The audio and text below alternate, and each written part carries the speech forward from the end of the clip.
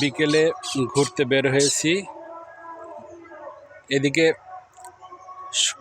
সরিষার ক্ষেত খুঁজে খুঁজে বের করেছি, পাশাপাশি দুইটা সরিষার ক্ষেতের মাঠ, সরিষার ফুলগুলো বেশ সুন্দর। তো সাইডে দাঁড়িয়ে সরিষার ক্ষেতের পাশে দাঁড়িয়ে আমি আমার মেয়ে ছবি উঠছিলাম। তো এর মধ্যে একটা মজার ঘটনা ঘটে গেছে। রাস্তা দিয়ে এক লোক যাচ্ছিলেন, মুরব্বি করে এক লোক, বারবার ডাকছেন।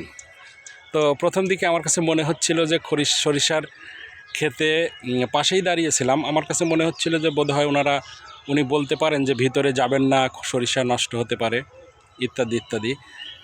কিন্তু যখন কনসেন্ট্রেশন দিলাম তার দিকে, উনি ডেকে যেটা বলার চেষ্টা করছেন যে সরিষার ক্ষেতের ভিতরে যান, ভিতরে গিয়ে ছবি ওঠান, আমার ক্ষেত সমস্যা নাই, আপনারা ভিতরে গিয়ে ছবি ওঠান।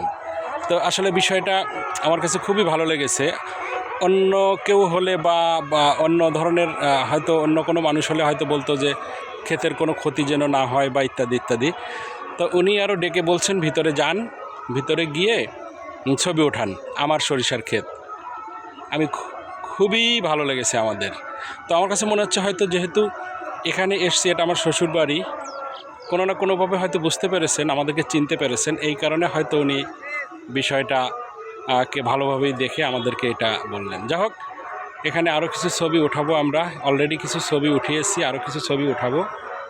এরপরে হয়তো যেহেতু সন্ধ্যা হয়ে যাচ্ছে, আস্তে আস্তে আমরা চলে যাব, এরপর একটু বাজারে যাব। যাক, ভালো থাকবেন সবাই, ধন্যবাদ।